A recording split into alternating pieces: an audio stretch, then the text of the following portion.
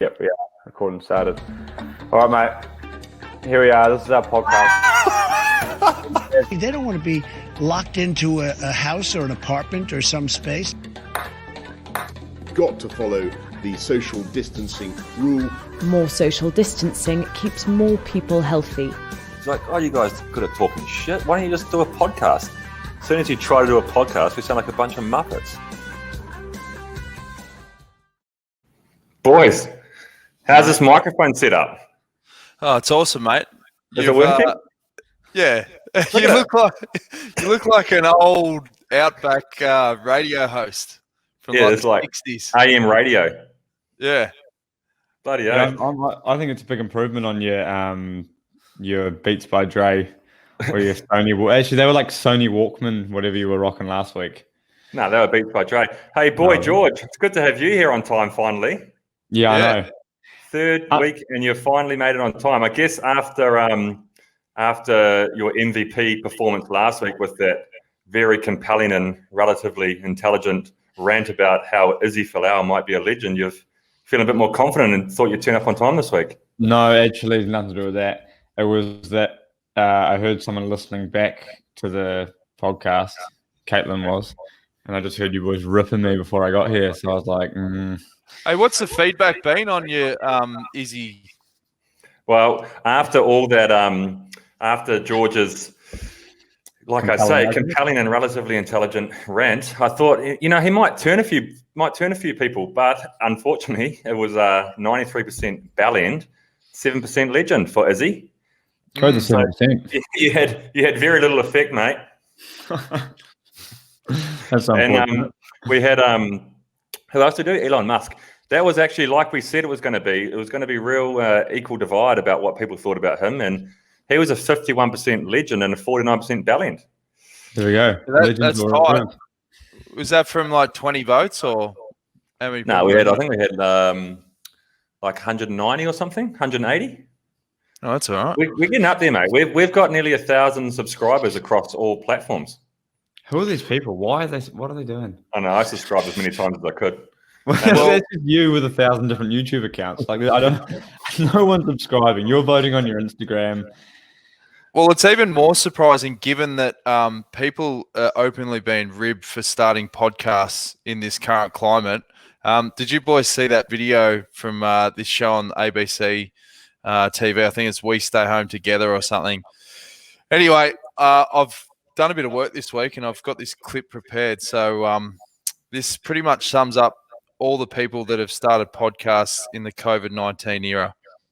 These are unprecedented times. We know things are hard right now. You're stuck inside with nothing to do. You might be going out of your mind. Just wanting to do something. Anything. But now, more than ever. More than ever. More than ever. It's time to think about how your choices affect others. So please, don't start a podcast. Just don't do it. Don't do it.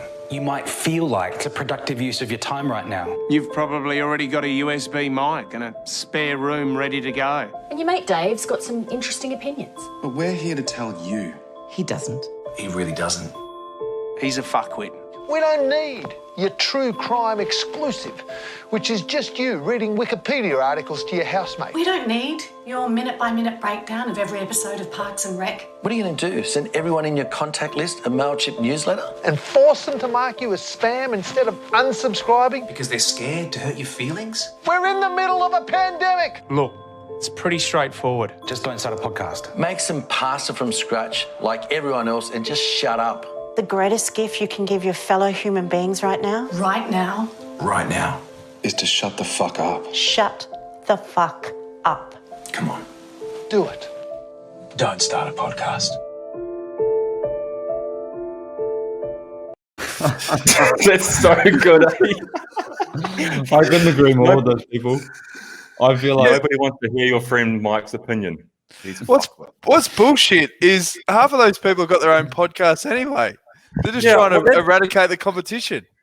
No, I got a couple of things on that on this video. I think it's hilarious. But firstly, I've dreamt since I was a little kid of making a podcast, so I'll do whatever the fuck I want. And secondly, who are those people? I don't even know who any of those people are. One of them's Osher Gudensberg. He used to host Australian Idol, and what else does he host now? He's hosting something. And he's got a podcast. So we slide this off as a sports show, although we've stopped talking about sport after about episode 1. No, I still want to talk about sport.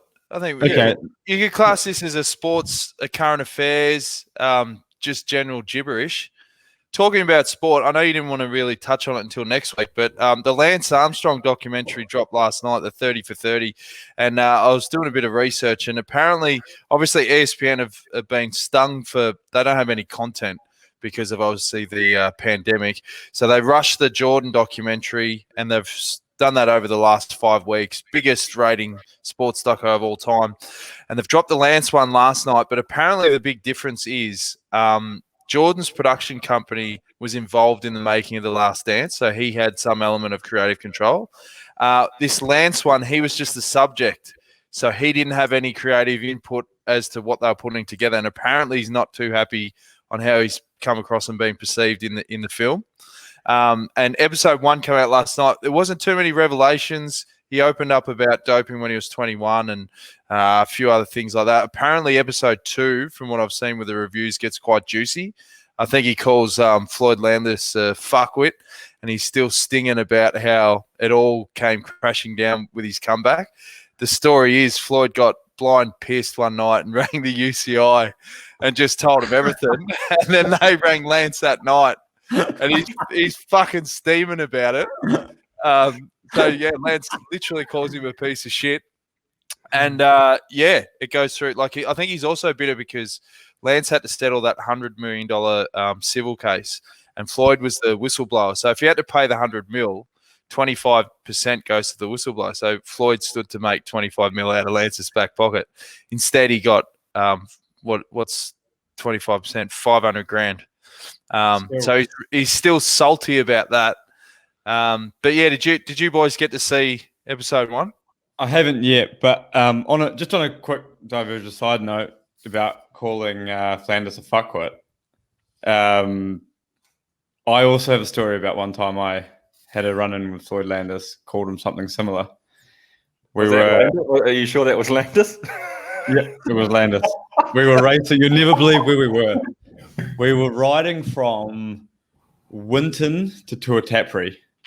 Yeah, he did Southland tour, eh? I rode tour Southland. I got this great photo. What year is this? 2010? Yeah, 2010, I reckon. What happened was it was a double stage day, and in the morning we rode from Winton to Tuatapere, I think. And after like 5K, I crashed and broke my hand, and I was pretty sore, like real sore. Got to the end, it was like it was like freezing cold, so everything was numb. I couldn't really feel it. And then it was like a double day, so we had lunch in these like cabins, and then they wrapped it in a tea towel, and we didn't have anything idea it was broken. And then we like raced then from back into like through nightcaps. Where do you rate? Where's the stage 2 of that day? It goes Te Anau. And I couldn't hold my brakes or anything, and I was just suffering. I was out the arse, and I was with him, and we were basically going to get time cut. What was his excuse? He didn't want to be there, I think. I don't know what he was doing. I don't know why I was in Southland. And he just wouldn't roll, and I was just so angry, like about to get time cut with a broken hand, and just hooked into him, and then wasn't even sure at the time like that was him. Just glasses and buffs and everything. And then I sort of got the grilling from him like, look, mate, I've won the Tour de France. I don't want to be here. You don't want to be here. He said that. Along those lines. But I actually thought I actually ended up having a chat with him and thought he was he was actually a real funny guy. Like, he was actually a sweet guy. Yeah.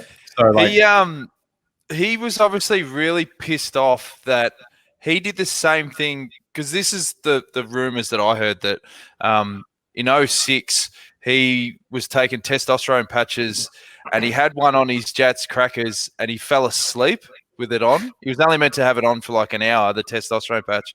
Fell asleep and was on there for like 7 hours. The next day was that stage when he attacked and went solo, and after the finish he looked like the Incredible Hulk. just fucking angry. And then he obviously tested pos. But he was so pissed off that straight away he got done. And in his mind, well, I'm no different to Lance, except I got fucking busted. Whereas Lance's opinion was, no, you're fucking stupid. Like, you were told how to take those patches and you left it on your nuts for fucking 7 hours when you only meant to be on there for 45. You deserve to go down, you dickhead. He would have had balls like a Belgian bull the next day. Hey, yeah. I've got a little comment though, just a side note. You remember last week when we watched the episode back and we took some notes and we all said, oh, maybe a bit like F word heavy in the first part of the episode and we should tone that down. No, I blame that we've video. gone the opposite direction. I blame that video that I showed. Once they started dropping F-bombs and Yeah, that's on ABC TV and it's a polished production, you're like, oh, well. Anything goes. Fuck it. If you're a kid, tune out. Luckily, those 1,000 subscribers we have are all fake, so no one's going to listen to it anyway. It's real, mate. This is real life. Yeah, exactly. We swear in real life. We're not trying to be role models. So, for those 1,000 fake subscribers, what are we bringing today?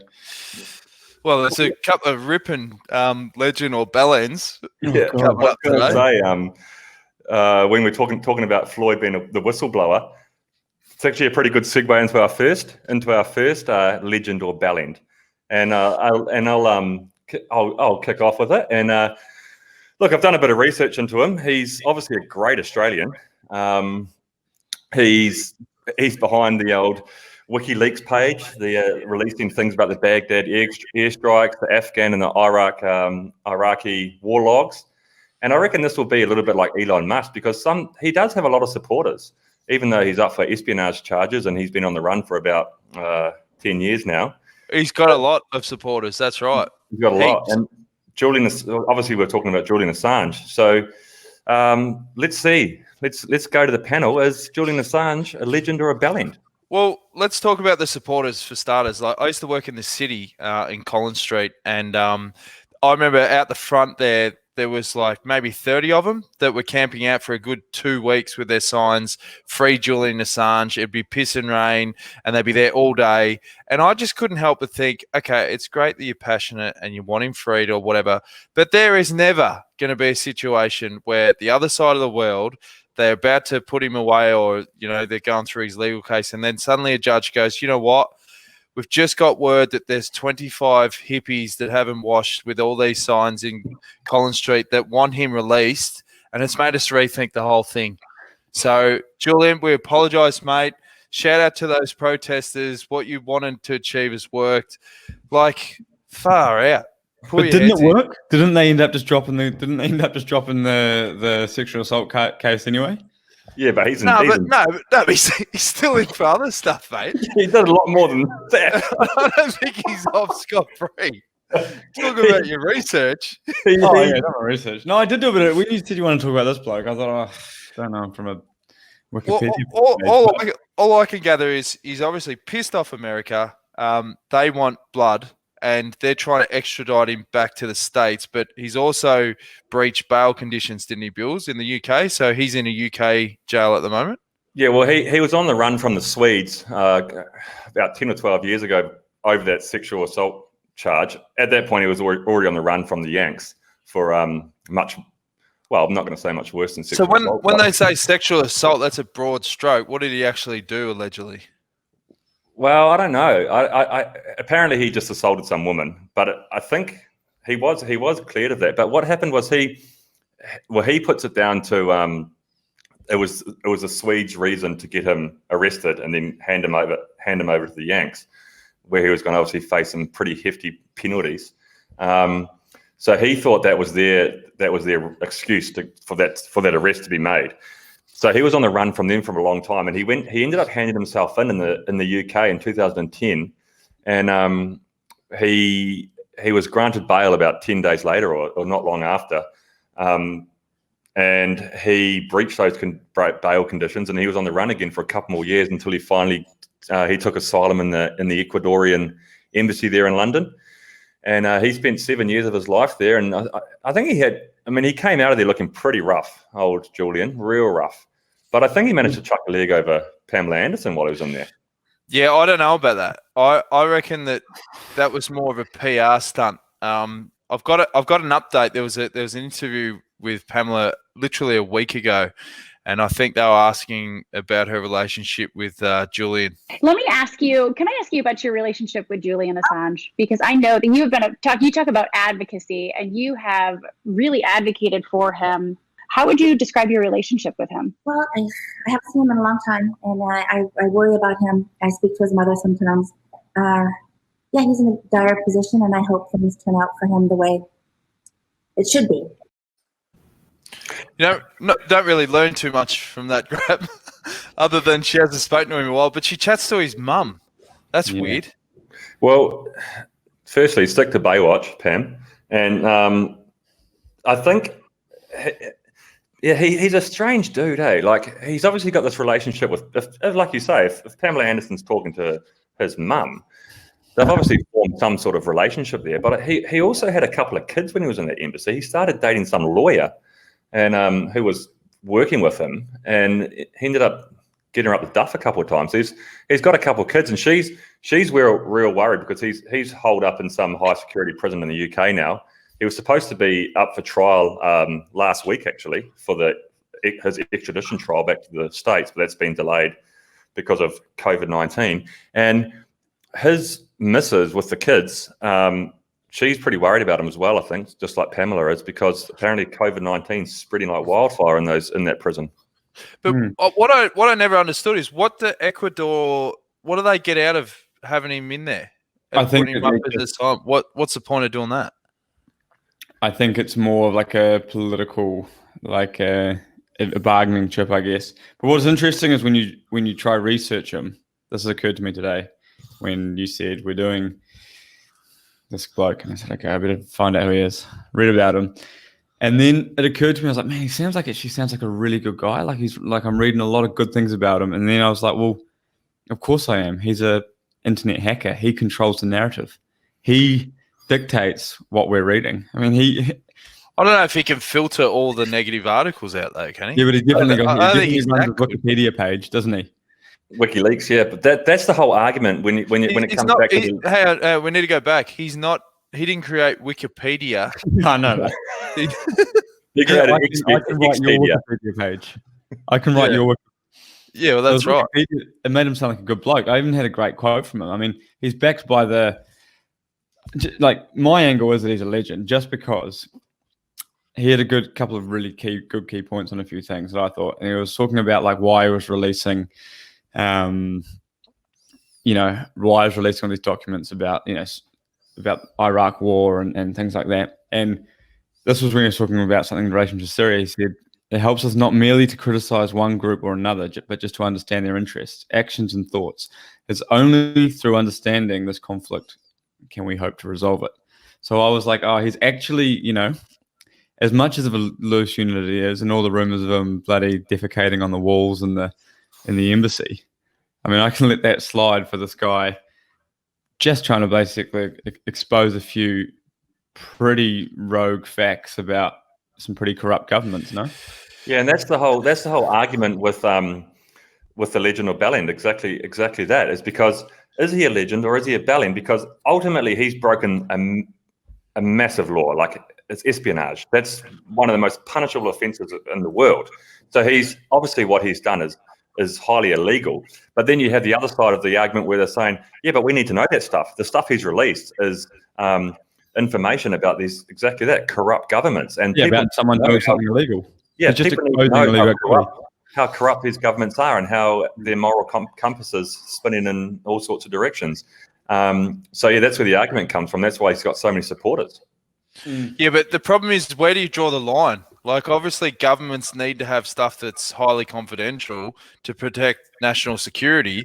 And if you look at one of the big leaks in the early days with the Iraq War and that, I mean, essentially, he's like just the middleman. It was all that the chick who gave him all the information that she ended up doing hard time for. Chelsea Manning, yeah. She's 35 years in prison. Yeah, she's the one that's the martyr trying to post all this stuff. He's apparently, even his closest people in the early days went off him because it became an ego trip with him.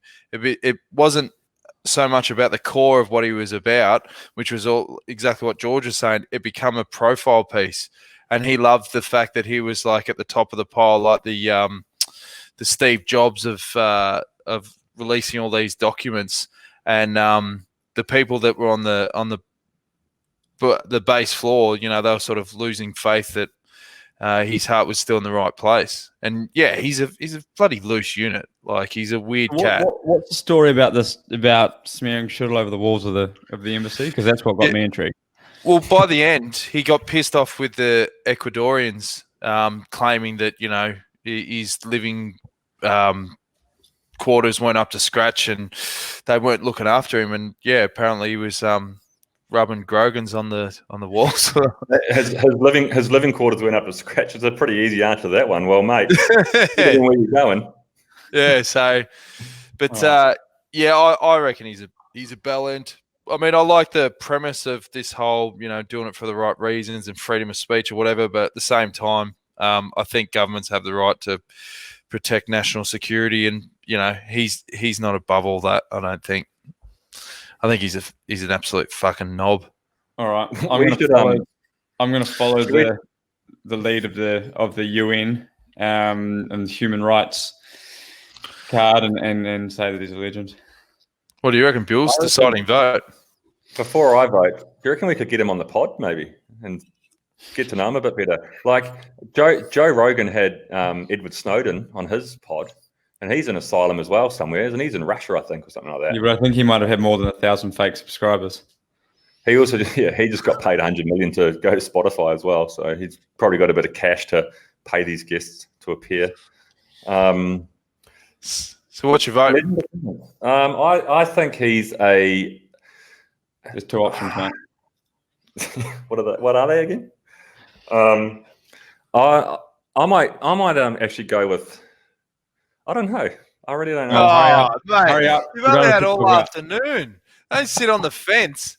You've just bought your brand new mic. You know, you've all sort of got your good head on, gearing up for that juicy, crisp opinion, and you buddy haven't even given us one. All right. I agree with Jonesy that you need to protect national security. I do believe in the freedom of speech, but maybe that's not really the situation. I'm going to go. I'll side with George this week just for controversy. All right. Oh, the Kiwis. Okay. So he's a legend. He's a legend. Yep. All right, we'll put it out there to the public vote. That'll be an interesting one this week. Will be. Yeah. We should talk about some bike riding or some sports. You love cycling, eh? Yeah, I do. So what's the latest? Wait, hold on. Is it a surprise to you? Are you like, oh my God, I think you actually quite like cycling. Billy rates himself as a podcaster / influencer. Yeah, I think you're too busy doing cooking shows and modeling hats to What is the latest, boys? What's happening in the world of training and the build-up? Are they literally saying that we're 100% that UCI calendars all systems go, or what are they saying? George? Well, I don't know. I still don't really have a program, so I'm just still training just for I went for a big ride yesterday. Got absolutely pinned today though. Went out with some Kiwis and some Aussies and a Norwegian. Took on a 200k loop. Just a lazy 200k loop. Oh, do you remember how good was it though? How good was it when you used to be fit? Like when you used to be able to do that like 3 months ago, and then not just be slammed for a day? Like it was how long does it take to get your fitness? Like how long does it take from when you start going, right, all right, we've got the date, we're building up for, say if it's a grandy, how long do you need? I reckon you need 8 weeks. Yeah, I had my first sign today of some things starting to come back actually. I've been sort of definitely been unfit, been trying to get slowly fit again. Today I did some efforts that I've been doing once a week for the last couple of weeks, and today was the first time where I started to see a couple of numbers where I was like, oh yeah, things are heading in the right direction. That's been 3 weeks. I'm still a long way away from where I really need to be, but I reckon 8 weeks as well, like George says. If you do it right, a couple of months. There's no reason why we can't be in top nick when we start racing on the 1st of August. I've got a question. I've just started cranking up the runs again, like longer runs. I went for 10K one and 11K one yesterday. What I struggle with is those hunger pains you get at about 9:30 at night when all your body's craving is carbs or Smarties or just shit. You just got to fight it, Jonesy. Yeah? You just got to fight it, mate. Go to bed. How do you have to psych yourself up? Do you literally just go, come on, you're better than this. You don't need this, like constant talking, or you just got used to discipline? Just think about the regret. You'll get those Smarties. They'll be good on the tongue. They'll be absolutely sensational as they go down the throat. And then as soon as they hit the gut, you'll be like, what the fuck have I done? Dude, you're making it sound so grim. I don't know what you guys are talking about. I honestly don't know what you're talking about. Like, you get hungry. So the problem is once if you're generally used to being fat and just eating and drinking and doing whatever you want, as soon as you start exercising, the hunger pains you get are a lot worse because your body's going, hey. Yeah, but you can what's going on? You need more food. You need to fuel the bloody rig. If you're exercising. Yeah, but what I found is like I ran every day for 35 days and I put on a kilo. Like, that's fucked. That's where you go, hang on. I can see why. Yeah, well, it could be muscle, but it's still frustrating. Like, now I'm thinking, like, is there any other little shortcut hacks we can fast track where you go, all right, when you get these hunger pains, and we're better off just cooking up or steaming up some rice? Or you know what you need to do, Jonesy? You need to put it on social media. That's what I've noticed lately. Like, you need to do one of these social media challenges, like these 5K. Nah. Because I think these challenges, mate, the worst people in the world if you do that. But you might lose a kilo, and then you get some likes. You'll get, you know how people like to do, like, and if you can't lose weight for yourself and for your family, you can do it for some likes on social media. You know those social media challenges. There's so many of them out there at the moment because no one's doing anything. And like I've accepted a couple, and I've noticed I've noticed, I've tagged in a couple. And I've noticed like the ones that I accept are the ones where I feel like, that's actually a pretty good cause, like men's mental health or something like that. And I was thinking about that today while I was out on the bike. I was like, I've shared a couple of photos, like, some old photo or something to do with mental health issues and stuff. And like, I'm like, yeah, that's a good cause. But then there's that 25 challenge push-up thing or whatever, which is for depression. And I think you have to do 25 press-ups for 25 days or something. Yes, yeah. And I got tagged in that, and I was like, I want to ask you about that because, all right, picture this. I'm struggling with mental health, and then in a week's down the track, I'm having a real shocking day. I'm not going to go, hang on, Robbo did 25 push-ups. I'm going to give him a buzz or whatever. Like, I don't know how that works. Like, you know what ones that gets me the most is the ones that start with the phrase 9 out of 10 people won't read this post. But if you truly care, you'll keep scrolling and you'll repost and the fight again. I mean, that's not fighting mental, that's not fighting cancer, that's not doing anything. That's just virtual signaling that, I'm a good person and I care. No, it's not. What about the ones that say, if you don't do the challenge, the punishment is you have to donate to this cause? Isn't the whole point, if you want to make a difference, to donate? Otherwise, you just do nothing. Otherwise, you're doing the challenge to avoid paying. I think the idea behind like the press ups where you say like, old Robbo, he's feeling rough one day and he goes, checks on Instagram and he goes, Jonesy did 25 press ups. I'm going to give him a buzz. I think the idea behind it is that you're just being present and you're showing that you're out there. Like you're not, by doing your press ups. They're not going to, but not necessarily mean they're going to give you a call, but they'll go like, it's people out there are supporting this cause. No, so it's makes them feel like they can. Is there a better way of doing that? Because now my feed is literally clogged up with about a dozen blokes doing push-ups, and half of them have got kids jumping in the shot and jumping on their back, and they don't really take it serious enough for that to cut through. Because they go, exactly. And what about the like? Remember the rainy face challenge or something? A rainy, what is it? No, the MN challenge. What was that one? Is it a challenge to post a photo? For you, it is. Is it? Oh, for me, it's a real challenge. Whenever I ask you to promote this podcast, that's my social media challenge to you, George. Publish something about this podcast. I reckon you should put your thinking cap on and create a challenge in the hope that it goes viral. Like create a challenge for something. Can I read to you 10 of the? I think that's a good idea, Jonesy. But can I read to you some of the worst? Now that we're talking, I just googled this while we're talking. Yeah.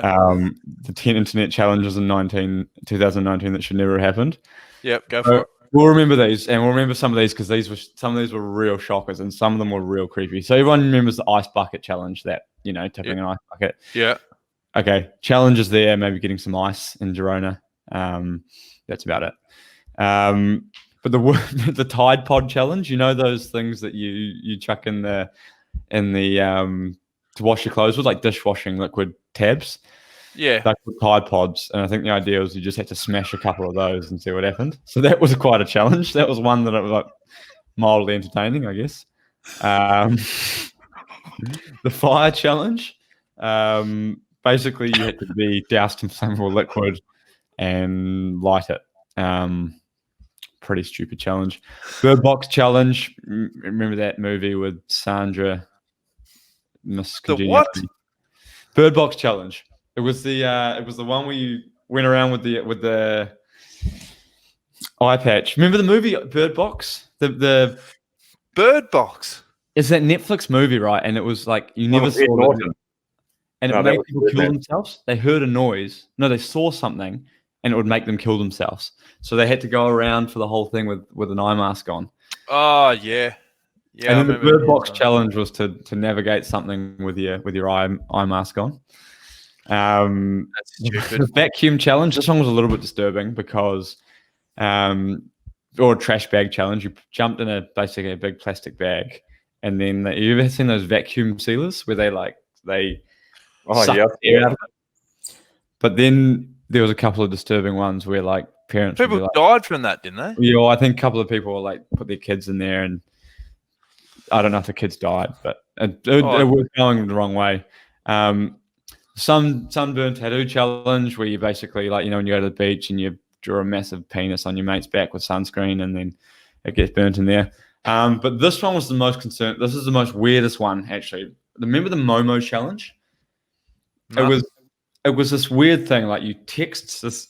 It was more for young kids, and they like text a number, and that was Momo, and a person called Momo, and it would reply to them like with a challenge, like today I want you to do this, and it would be like put a pinprick in your finger or something, and then the next day would be like something a bit more weird, and eventually like the idea was it was leading these kids up to committing suicide. What? Who comes up with this shit? I don't know, mate. Momo. Big Mo. That's like that Black Mirror show. Yeah, it is like one of those. It was pretty weird. So there's some social media challenges gone wrong. But that's when your brain starts going, you know what? The internet, like we as humans, we had it and we completely fucked it. Yeah. We had something that was a privilege and we turned it into that. Like we don't deserve it. Just shut it down. Then Julian Assange is a legend because he did something useful. What did he do? He probably started Momo. Yeah. Who's Mo? Yeah. Who's Mo? No, that's so I think at the end of this, you need to start a challenge and like a meaningful one. No, but for me, it needs to be a challenge, like something genuinely hard. Like it's not a challenge to post a photo of you on a rainy day. Like that's not a challenge, or it's not a, No, you want to be the one that does something like the ice bucket challenge, because people did donate on the back of that, and it was just quick. It was stupid. It was like the what was the other one? The gang Harlem Shake one. Remember that was ages ago. Yeah, you need to do something quirky like that. that people donate on the back of, and then with all these people sitting around doing bugger all, if it spreads globally enough, then you're half a sniff. We're doing our team's doing one at the moment called the Pirelli Pit Stop Challenge. So you have to nominate, you have to change a tire as fast as you can, basically, at one of our Pirellis, and so the challenge is who can fix a flat tire the quickest or whatever. And we got a I don't think our media lady listens to this podcast. I'll soon find out. She sent a message to us saying, if you're nominated, we want to go through the whole team. So if you're nominated, you need to do the challenge and then nominate 3 of your teammates. I've been nominated by 3 people and I'm yet to take a tire off my wheel. It's been 2 weeks. You're such a hard ass, mate. Shit, mate. I don't take my tire for no one, mate. Hey, what about another legend or bellend? This one is an absolute cracker, I reckon, because it's 50-50, like our mate Elon Musk, and that's Kanye West. Now, Bewls, you're a bit of a rap connoisseur. What's your take on Kanye? Well, I wore this. That's why I wore this hat. It's not just. It's a little bit like Russell Coight, but it's also sort of Kanye's sort of style. Look, I used to love Kanye. I grew up listening to Kanye, and his old stuff was so good, like Graduation, all those albums. Like they were awesome. But his new stuff, it just gives me the shit, say. And he's a typical example of one of those guys. He's obviously a super creative dude. He's artistic, and that's why he's a bit cooked. But he started off, just doing his music, probably fighting for a record label, doing this, got picked up, became pretty big by doing some really good albums, I reckon. And then he's just gone off the rocker. And now he's like doing these, like he's charging like 150 or 250 bucks for a white t-shirt and picked up a pair of cut jeans from the swamp, and he's charging $1,000 for them. And how much does he sting for those Yeezy shoes? Oh, mate, they're like close to $1,000, I think. Really? Yeah. And like he's obviously he's got rich and he's got famous and he's now had the chance to express himself, and he's got millions of followers around the world and stuff. But man, sometimes he goes too far, eh? Like he's a big Trump supporter, so that's a big red flag. He goes on these talk shows and he just loses the plot about whatever. I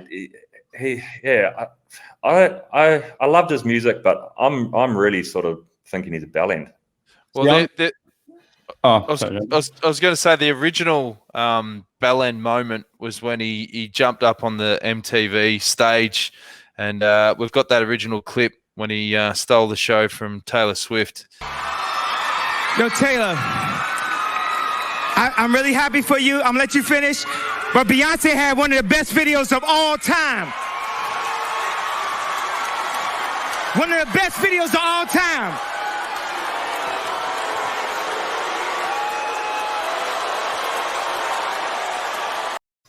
Now, that was obviously controversial at the time, but in retrospect, it's like, yeah, it's not too bad. Like he's a bit of a dick move, and but the publicity he got from that was unbelievable. Everyone was talking about him. Then they made up for it, and then classic musicians, they have these sort of like wars in their lyrics and things like that. But as you said, Bewls, like his music at the start was pretty good, and then it just turned into this, mate, what the hell are you smoking here? Like you're starting to lose your shit. Like did you hear that track? I think, what was it called? Lift Yourself. And he wasn't even making sense with his lyrics. Mate, that song is so weird. Have a listen to these lyrics, George, and I want to get your opinion on the back of this. Watch this. Whoopie dee scoop. Scoop dee dee whoop. Whoop dee scoop dee poop. Poop dee scoop dee whoop. Whoopie dee scoop whoop poop. Poop dee dee whoop scoop. Poop. Poop. Scoop dee dee whoop. Whoop dee dee scoop. Whoop dee dee scoop poop. Okay. He is like Whoopity scoop, the poop poop. Have you guys? Okay, so you guys obviously, everyone knows who Van Morrison was. There's a couple of albums Van Morrison made, and this reminds me a lot of this because what happened was Van Morrison like signed I think he signed a record deal for 5 albums or 3 or 5 albums with a recording company and he put out one and the quality was shitty and massive fallout with them, but he was still contracted to do 4 more albums or maybe it was 2 more albums or something, but he couldn't get out of this contract. So all he did was get a guitar and make like 13 songs of one chord and they were about 12 seconds long or like 30 seconds long of just mumbling, like the shittest music. So he just threw it. He absolutely threw the game. Just absolutely just put out the shittest shit he could think of. And this is what I feel like Kanye's. And I'm actually glad for a moment there when Bewl said that hat made him look like Kanye West. I thought, oh, maybe we were talking about a different guy because I thought you looked like Crocodile Dundee. But then you put the video on, like, okay, no, we are talking about the same guy. But that music, mate. I think, though, he genuinely thinks, or he thought at the time releasing that he was some sort of genius. But do you think it's like Jackson Pollock, like a guy that's like, I'm just gonna throw... He called himself Andy Warhol and he called himself like Walt Disney and compared himself to Jordan and Nike.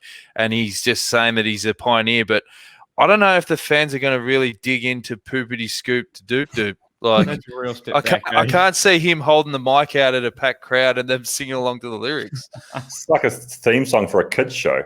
One of the best things I saw on the net was when he went into TMZ. Did you see that interview, Bills? No. He went into the guys at TMZ and he got on one of his classic rants, and then he says at one point, he says, "Man, they're talking about slaves, and we were slaves for 400 years. I mean, that sounds like to me it's a choice." And he said basically they weren't forced to be slaves; they chose to be slaves. Anyway, he did this rant, and I think they were all in shock. This one guy at TMZ, he's had a gutful, and he gives it back to him. So this is the fallout. I'll play this clip of this guy's spray. It's probably one of the best sprays I reckon Kanye's been given. I think what you're doing right now is actually the absence of thought.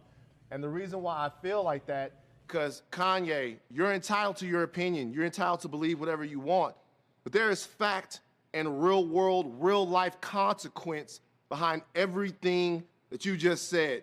And while you are making music and being an artist and living the life that you've earned by being a genius, the rest of us in society have to deal with these threats to our lives. We have to deal with the marginalization that has come from the 400 years of slavery that you said for our people was a choice. Every day we have to walk into that truth while you choose to say things that, to be honest with you, dog, are nonsensical. You want to think freely?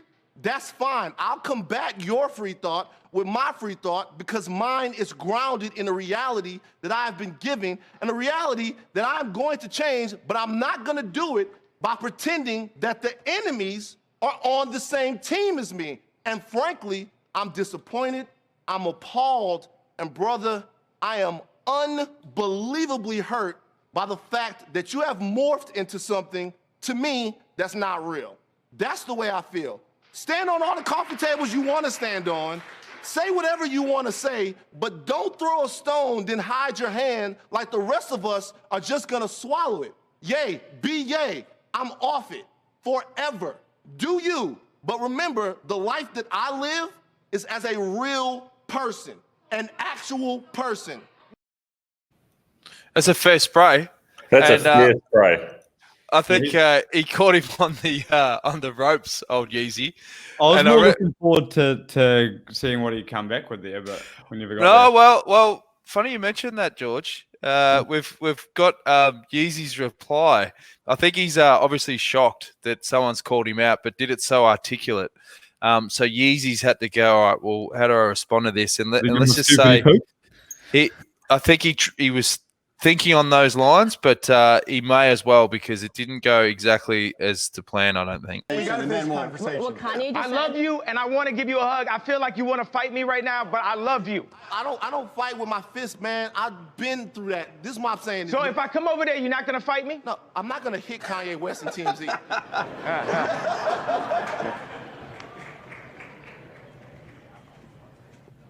Bro, you got to be responsible, man. Bro, I'm sorry I hurt you. You gotta be responsible, dog. I'm sorry I hurt you, man, bro. Your voice is too big. You gotta I'm sorry I hurt you, bro. I love you, bro. I'm sorry. I'm sorry I hurt you with my words, bro. I love you, bro. Responsible, man. Bro, You gotta be responsible. I didn't mean to say things that hurt you. I didn't mean to wear the hat out the blue and shock so many people and not give them a way out of the pain. I understand that gave him pain, that made him see pain. But guess what? When I went into the hospital. We're now in the hospital. TMZ is the hospital to fix the world. Obama was our opioids. It made us feel like everything was good. That's not true, bro. Yeah. That's not true. Listen.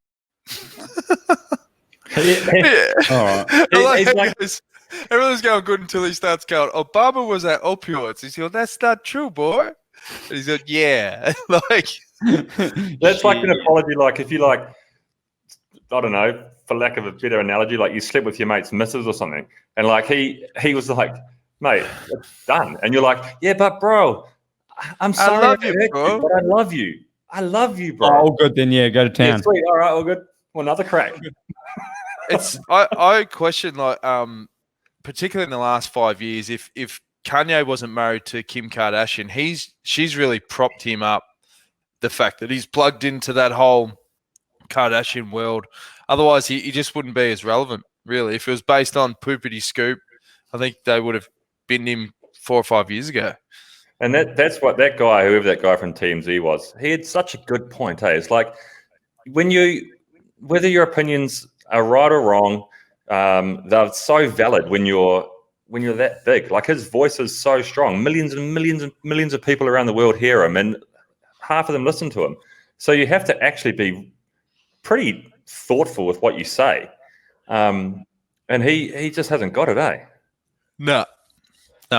So what do you vote him as, George? Do you reckon he's a refusal to call someone a bell end on? I listen to his music still, and you can't blame a guy that's just lost the plot. Like there's not at some point you go, all right, he's not just a dick, he's actually lost it. He's actually just so you think, like you said, what happened then? Should we be doing 25 push-ups for Kanye? We should do it. Yeah, I think we should do it in the ice bucket challenge. So I'm going to go legend, even though I think I couldn't disagree with him more on many things, but got to go legend. No, I'm back-to-back bell ends. I like the old Kanye, like when he teamed up with Jamie Foxx. Quality stuff there. Oh, but yeah. And then what was the doom doom doom doom doom? What's that song? The KKK one. Black Skinhead. Yeah, that's a good one. That's a good thing. Yeah. Yeah, but since brother's first song at his wedding, that was Monster by Kanye West. Oh, yeah. That was a good album, though. That was a great album. That was the last good album he did. Twisted Dark Fantasy. So now I would have said legend 5-6 years ago, but I think he's morphed into a bellend. He said he was going to run for president, didn't he, Bills? 2020, and then he changed it to 2024. Yeah, and the way America's going, he'll probably get up. He's a bit like Elon Musk. He just keeps pushing his timelines back every couple of years. I'm looking forward to that. I'm looking forward to Kanye v. Elon 2024. Kanye will be president of the States. Elon will be on Mars. He could run with that Ellen. Could be good, Ellen for vice president. We've morphed into a celebrity gossip. It's like TMZ. Well, we just steal their content. It's great. So what do you vote, Bills? Is he bellend or? As much as it pains me for loving his early stuff, I'm going to have to say he's a bellend. He's lost the plot. There's no time for that. Yeah. So I've gone a legend and I've gone a bellend this week. Hey, I got one other breaking news for sport. I heard Mitchell Stark on radio today saying that the International Cricket Council are going to ban spitting and shining the ball. What? Yeah, and they're going to make a. I read about this a few weeks ago. They're talking about making legal ball tampering, because obviously ball tampering is illegal, as we found out in South Africa a couple of years ago. And so the only legal ball tampering you could do was to shine it with your Is this saliva. in light of COVID-19? Is this like we don't want people spitting on the ball kind of thing, so we'll let them sandpaper it up or shine it up with a rag, or is this? Yeah. So you're not allowed to spit on the ball because of COVID-19. It's because of the health risk. So they're saying, like, they're actually seriously considering illegal ball tampering, Because if you can't shine one side of the ball, you can't get any swing. You can't get the same Yeah, swing. but hang on. If they're saying you can't spit on the ball, obviously you're going to sweat, right? And you naturally sweat through your hands or whatever, and you're always touching the ball. How's that going to make squat of difference? You're talking about bodily fluids. Like it's just pissing me off. This whole we're going to take these extra precautions. Like the AFL are going. In the actual game you have contact, but when you sit on the bench you've got to sit 1.5 meters apart. Yeah, like, it's just fucking stupid. And so you can go to someone and say, it's like when we were allowed to start riding again in Andorra, and they said, all right, we're going to let if we all ride on one hill. And we all leave from the same car park at 11 a.m. and we only ride 2 hours, so we're ticking these boxes. But then you think about it logically, and you're like, hold on a minute. This is completely reversing this is actually more infectious. We all drive to the same car park to start with. We all ride up and down the same hill, and we're all only allowed to ride 2 hours. So we're all going to be there at the exact same time. So we're just going to spray it around. So all it was, though, was to say, okay, we can do it with restrictions, just to tick these boxes so they can go, yeah, well, we can do it limitedly, like following protocols. So therefore, they're more likely to be like, okay, yeah, well, as long as it's, it's not the full hog yet. It's the whole just being seen to look like you're thinking about it and you're doing something about it. But it's really starting to piss me off because it's all bullshit half the time. You're either doing it fully or you're not doing it at all. Like, if you want to be fully take no risk, well, don't fucking play or just shut it down or whatever. But if you're going to go all chips in, Yeah. The one thing that's really good, though. One thing that really pissed me off with COVID-19 today, and I agree. So over here in Spain now, it's compulsory that you have to wear a mask inside any building. Obviously not in your own house, but if you go to a bakery or a service station or whatever. And I agree 100% with that. I think it's a good idea. I think that we should be. If we're walking inside supermarkets and into bakeries, then you should be wearing a mask, 100%. But it really inconvenienced me today when I stopped after my ride to buy a piece of quiche from Casamon, and of course I didn't have my mask with me because I've been out training and I wasn't allowed to go in. And even though I agree 100% with it, it just pissed me off. Yeah, but you shouldn't have been allowed in. Why? I take my mask training. I take it. I stop at a gas station. I put it on. The votes are in, Bills. You're the bell end. Yeah, I know. No, but the thing about the mask, this is a thing. Like, people, I heard someone going, "Oh, like it's scaring the kids and all this bullshit." The thing about a mask is more effective than the mask. No, it's scaring the kids. I love that. The other day, they were worried that their kids were scared because everyone was wearing masks. I was like, "Kids are pussy." No. Could you imagine the medical practitioners going, okay, we've rethought it. It's just we've waited up. People getting COVID and dying, but these kids are shit scared, and we can't have that. We're shutting it down. Look at the children. It's like Maud Flanders. Somebody think of the children.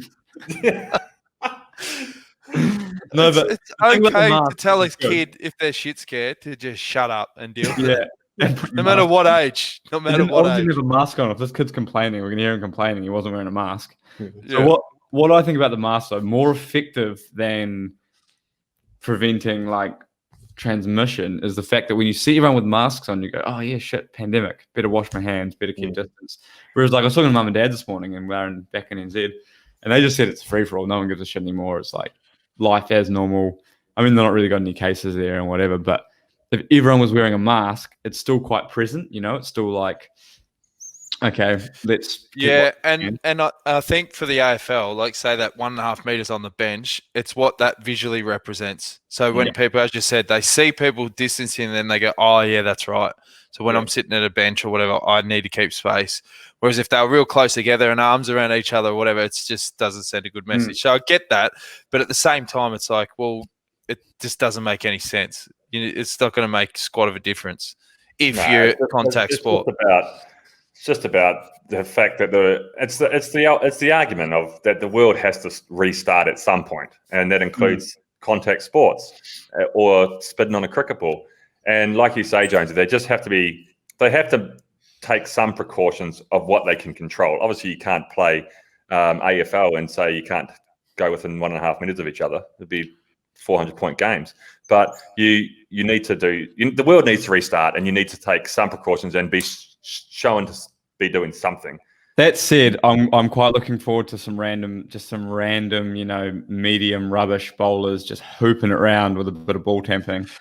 We're gonna see 100's going to be a good score in one-day cricket it's funny with ball tampering. When I was a kid, I remember I was like playing in the under 13 semi-finals, and I was staying at my granddad's joint because like mum and dad were on holidays for a week or whatever, and I used to bowl back in the day, and my granddad gave me a tip. He goes, "Hey, when you're going to bowl, what you do is you run your finger down the middle of the seam, like your nail, and open it up.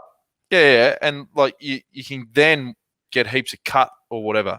So I remember doing that in this final, like really opening up the seam, and like we were playing on like AstroTurf, and this ball's like zinging around, and we ended up skiddling this team for fuck all. They bowled him out for 90 or something. And then I found out after the game, I remember bragging to my coach, going, "Oh, Granddad told me," and he said, "Hey, shut up, that's ball tampering. You can't do that." I was like, "What?" He goes, "Yeah, no, if we got busted doing that, like we'd be done." So yeah, thanks, Granddad. Throwing your under 13 club under the bus. You just lost the problem with cricket as well is like if it's all just batsmen making a shitload of runs, it's boring. You need the bowlers swinging and cutting and whatever, And I think they'll do it. They'll do that legal ball tampering. And it might be like, look, every bowler gets a piece of cloth or something, or I don't know. Well, what if you could drip some sanitizer on one side or something? Yeah, sanitizer probably does a pretty similar thing to sweat, doesn't it? Shinitizer. Yeah, that's actually not a bad idea. Spray a bit of sanitizer on there and shine it with the sanitizer. Yeah, I don't know what they're going to do with cycling. I don't know how they're going to. If anything, you're cleaning the ball. That's right. Yeah, exactly. But in cycling, if they say, okay, we want everyone to keep 1.5 meters, we're in a hell of a lot of trouble. We've just got time trials. But do you reckon? So with the ball tampering thing in cricket, then do you reckon that will put it into sharing the box? Yeah, I reckon that might be. That might be out of the picture. I think that might have actually changed. That might have not been a thing for a while. Did you ever have a scenario in junior cricket where you forgot to bring your box to the game? Yeah, you had to borrow someone's. Yeah, I remember having to borrow my mate's box in under 11. Yeah, one game, had to borrow the box. The first 30 seconds you feel a bit crook, then you just get over it. One of the worst things I saw. You'd always get that clown in your team when you're down at the nets doing training who'd run around with the box over his face like a mask. Like. In New Zealand cycling, you have to do skins for the nationals. You have to wear a centre skin suit. So, like, if you're from Tasman, you have to wear a Tasman skin suit. And the Tasman centre, we had a couple of clubs so we had heaps of gear, but the centre skin suit was a combination of all those clubs, and there was only like 3 people who had skin suits. So you go to the nationals, and there was a lot of skin suit sharing. So someone would do a TT, then someone would then have to put on a smelly chamois cream. That's crook. And then do their TT in the centre skin suit. It doesn't get much worse than that for me. No, that's way worse than a cricket box. Oh, yeah. Imagine putting on a dripping wet skinny from someone else. Yeah. It's like passing the baton. Oh, grim. On that note, what do you reckon? Yeah. 1 hour. Yep. I think it's been another hectic show. Well, we spent about 10 minutes of that me setting up my mic and that recording, weren't we? Yeah, I think so. First 3 minutes. Look. Yeah, looks great. What a mic, eh? I think we come recording. How much did it sting you? No, it wasn't much because this is my second mic. I spent about €200 on a mic about 3 weeks ago, and it still hasn't arrived. And I was like, it's not in stock on Amazon, so I thought I've got to get one before that. So I think this one was like €60 or something. Well, because so many people started podcasts during this COVID period. That's it. They're just inundated with stock. It sucks shit, ABC. Yeah. So what do you want people to do, Bewls? Subscribe. Leave your comments. We want people to subscribe. We're getting close to 1,000 subscribers. Let's do once we get to 1,000 subscribers, we'll do like some award or something. We'll just pull a name out of the hat and send them an old skin suit, an old box or something. A half shine cricket nut. So yeah, we want people to subscribe to YouTube, Spotify, iTunes. Give us some comments. Give us a like. And we also want to hear from you. 25 push-ups. 25 push-ups. We want comments. We want suggestions for legends Topics. And topics.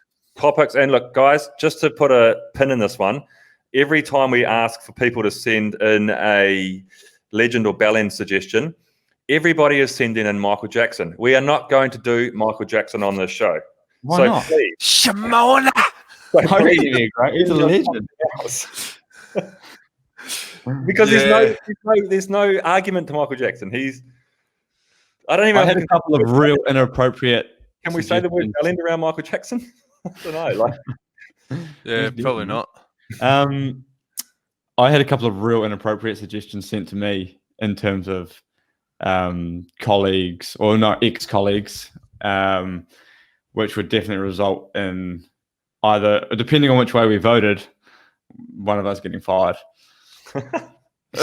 Well, just on Michael Jackson is after those docos come out, I thought his music was going to dry up. You still hear it everywhere.